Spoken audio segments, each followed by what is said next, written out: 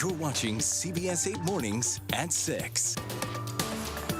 Eric and Evan starting off your Monday with us. We don't want drones falling from the sky. No, you hear him saying, is that supposed to be happening? We don't want that. But rainfall could be falling from the sky here, what, in a day or so? Tomorrow, yeah. Tomorrow for Christmas Eve, we could get a little rain in the forecast. Of course, the big talker for the last several mornings, including today, is going to be dense fog out there along the coastline. So starting tomorrow, that chance for rain starts to come into the forecast. For now, though, we're looking at cloud cover pretty dense to start off the morning. Patchy fog, 65 degrees by the afternoon along the coast. Getting a bit warmer as we make our way inland to 74 degrees. Warmer than normal towards some of those inland valleys with some afternoon sunshine. Coming up, we'll be talking about what our chances are for rain in the forecast for the rest of the week as we go toward that Thursday, Friday, Saturday stretch as well. We also want to get to some of our top headlines in the meantime. This just coming into our newsroom. The House Ethics Committee just released its report on former Florida Congressman Matt Gaetz. Committee investigators found Gaetz paid tens of thousands of dollars to numerous women, including a 17-year-old girl, for sex. In testimony, the minor said she did not inform Gaetz, nor did he ask if she was under the age of 18 at the time. The report, which was obtained by CBS News, also says he purchased and used illegal drugs, including from his Capitol Hill office. In a written response to the committee, Gaetz denies the wrongdoings. The report draws on witness testimony, text messages, and Venmo and PayPal receipts. Gaetz resigned from Congress after President-elect Donald Trump said he planned to nominate him to be Attorney General, but Gaetz later withdrew from consideration. Also new this morning, President Joe Biden is commuting the sentences of 37 of the 40 people on federal death row. They now face life in prison without the possibility of parole. The 3 inmates still facing execution include Dylan Roof, who killed 9 black church members in a racist attack in 2015, the Boston Marathon bomber, and the man who fatally shot 11 people at Pittsburgh's Tree of Life Synagogue in 2018, which is the deadliest anti-Semitic attack in U.S. history. There's been a moratorium on executions since 2021, but President-elect Donald Trump has said he would resume them. A San Diego officer who was severely injured in a deadly police pursuit crash is now back on duty as of this morning. It's been nearly 4 months since Zachary Martinez was hurt in a fiery crash that killed his partner, Officer Austin Machichar. CBS 8's Regina Yorita live at San Diego Police Headquarters with more on what Officer Martinez is saying. It's great to see him up, walking around and smiling in this interview here. Regina.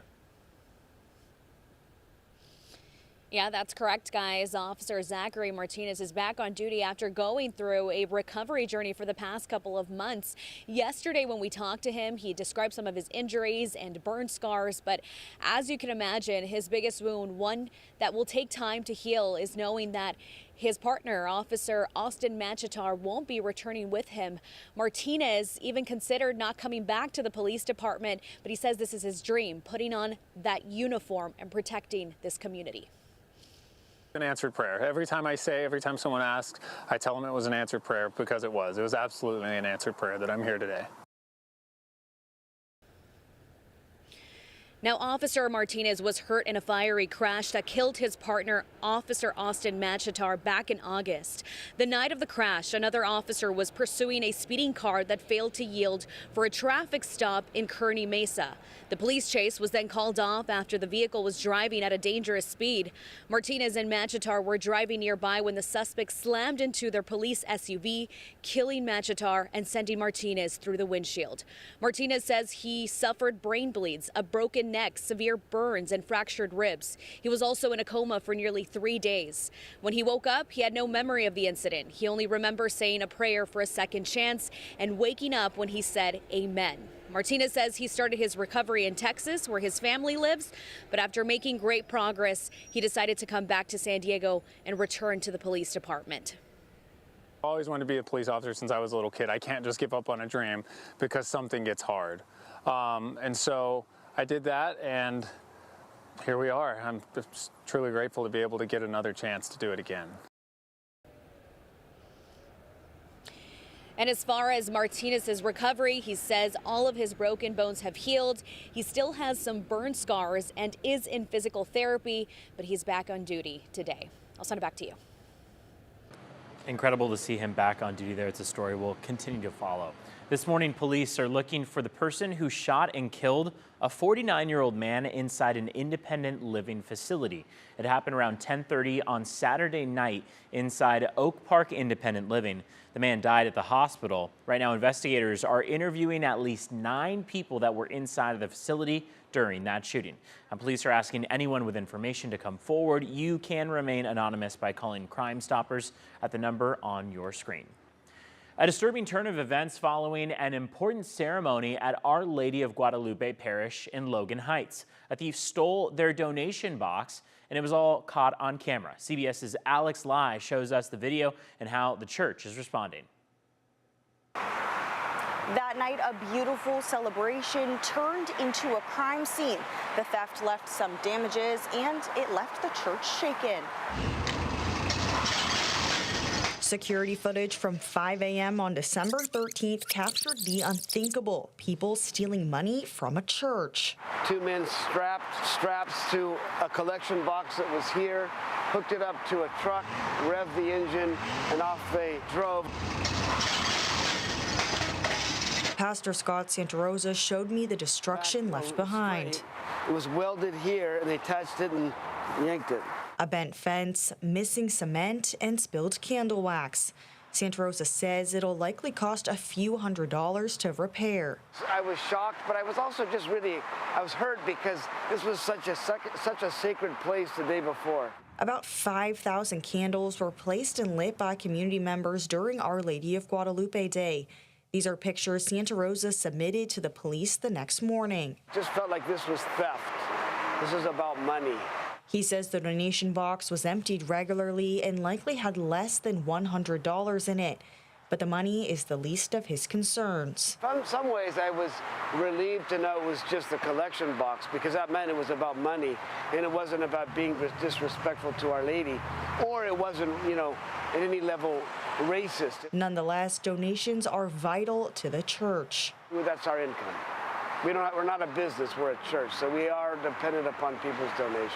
The donation box won't be put back outside, but there are a few inside the church, and people can donate through a QR code. We're really not trying to demonize the guy or two that did it.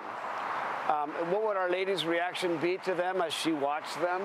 I think it would be, oh, come on, mis hijos, why are you doing this? In Logan Heights.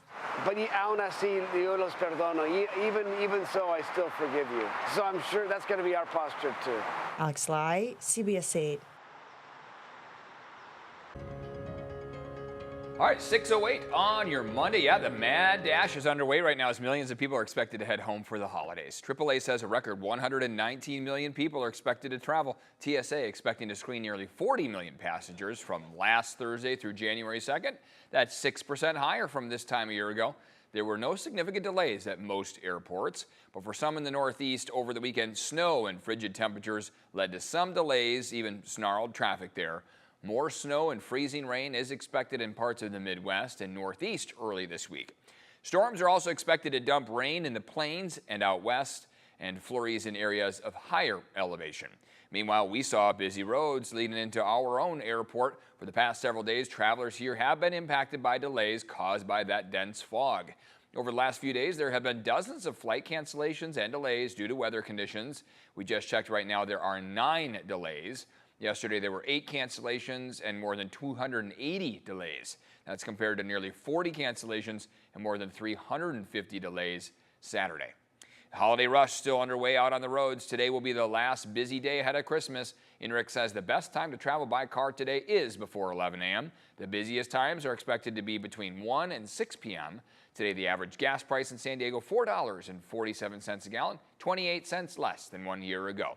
Nearly 90% of holiday travelers are expected to drive to their destinations.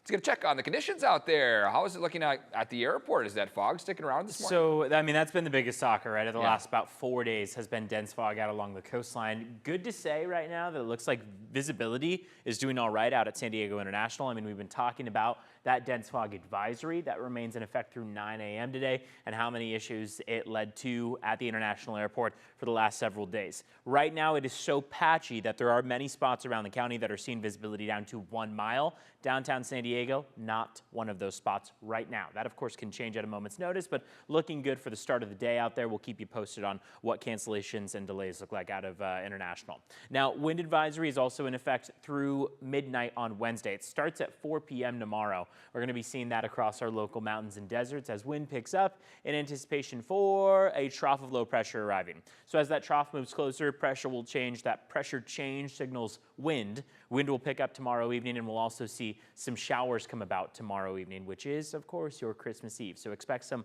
showers to come about for Christmas Eve. Looking at your high surf advisory out along the coast, a lot to talk about in terms of these alerts. Now, this is in effect all the way through Wednesday at 4 a.m. We're talking 6 to 10 foot waves, possibility of some 13 footers out there. So going to be more intense as you head up toward North County, more likely.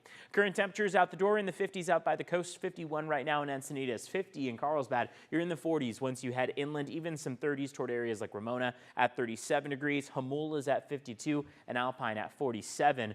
This is that trough of low pressure that is going to bring in both the wind and that chance for showers, kind of that dual effect. It makes its way north of us as we get into Tuesday afternoon and evening, and that's where we see our best opportunity for just a few light showers going into the sunset time frame for tomorrow. Let's take a look at how things are looking out on our roads this morning. So far, things have been pretty quiet. We've been watching for the possibility of some slower speeds out on some of our major freeways, but for now, unsurprisingly, it's only 6:11. Things have stayed pretty light out there. We've got green across the screen on that morning commute. Let's take a look at your border wait times. It is a 100-minute wait at the San Ysidro Port of Entry. Otay Mesa Port of Entry going to get you across just about 10 minutes faster, about 90 minutes in total.